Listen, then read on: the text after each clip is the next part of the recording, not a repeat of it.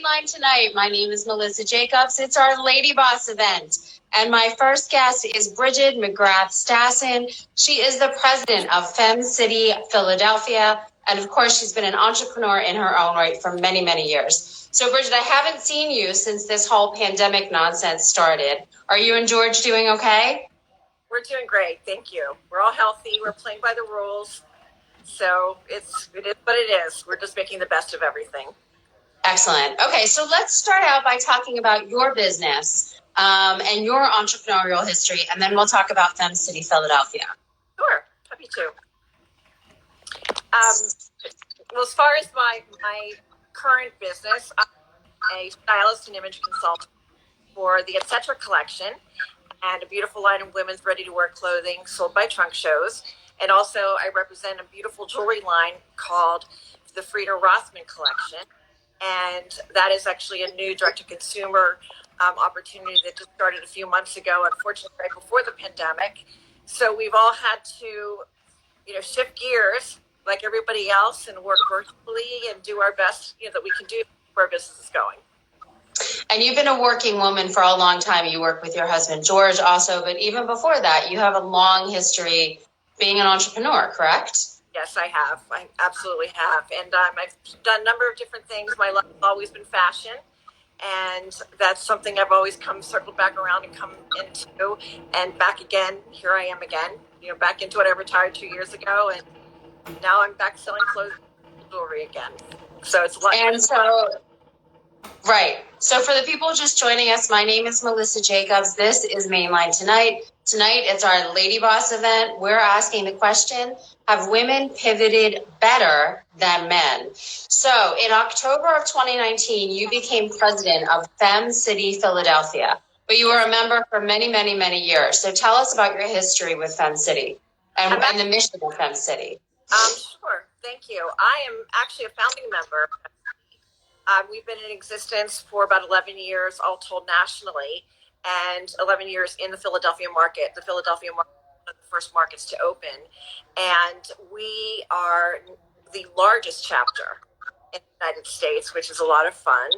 And we have a lot of really amazing ladies of all walks of life. And it's been just a great experience for everybody. But for me, I was back when I did join, I was in the clothing, worked in luxury retail, and that was a perfect fit for me to work with the ladies. And I think when I joined, there were maybe 15 of us, and now we have over 2,000 in the Philadelphia chapter. Just in the Philadelphia. And when we say Philadelphia, we really mean it's 4 counties. It's Philadelphia, Montgomery, Delaware, and Chester County.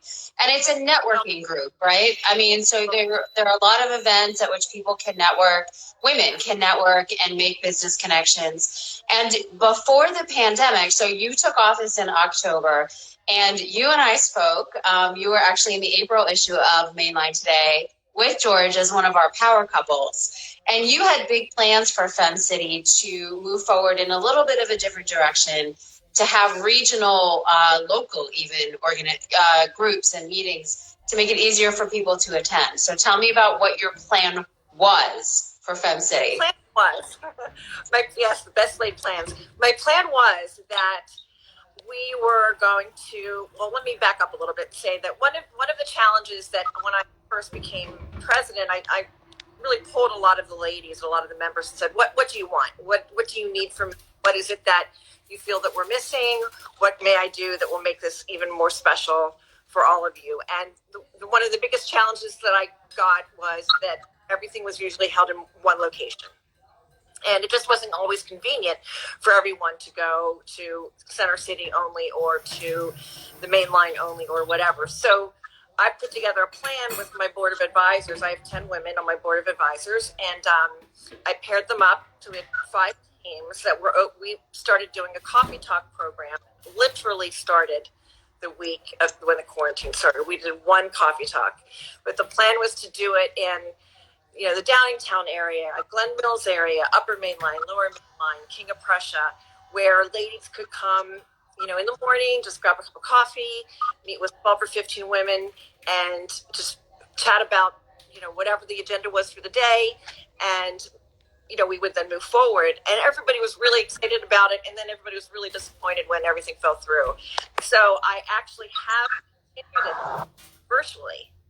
I hold a coffee talk Monday and Thursday. I've done this ever since the pandemic started. Monday and Thursday on a Zoom at 1 o'clock.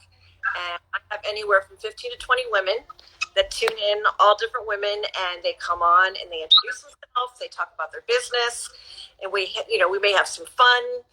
Like today was Mugshot Monday. Everybody had to bring their favorite coffee. We started one coffee talk one day with, I said, everybody get up and dance. We're dancing to one song. We just got to get moving and just lighten it up a little bit. So we have a lot of fun, but we end up, throughout the hour, and it really goes for about an hour and a half, from 1 to about 2:30, and it flies by because we talk about whatever the ladies really want to talk about. And the really amazing thing is that there are many women that are isolated. Well, let's talk. Let us into your coffee talk a little bit. How do you see women entrepreneurs adapting positively to the quarantine and to the shutdown of businesses? What are some of the things that you hear your members are doing that are fabulous pivots? I think the major thing that I'm seeing is how the women are being so proactive, being able to carry their businesses on moving forward. We have one woman who owns a hair salon. She put together, of course, we all need our roots done. So she put together root touch-up kits, and she was selling her root touch-up kits. We have also members that own restaurants, so of course, else they're doing takeout and doing delivery, and which was not in their business model to start. Everyone's just trying to do something, to continue to, have the revenue, keep, pushing through their businesses. We have a woman that put together a whole program of Zoom backgrounds, 65 different Zoom backgrounds that you can change and have, a different environment behind you for that. And yoga instructors that are doing online yoga, Pilates, gals that are doing Pilates online. Everybody's been so proactive and so supportive with each other, but just being able to think out of the box, bottom line, to really think out of the box. And do you think that that's a gender specific thing to women? I mean, do you think that it's about being a woman? Do you think it's about being a business owner? Do you think it depends on what industry you're in? So I'm not sure, I sort of posed the question, have women pivoted better than men?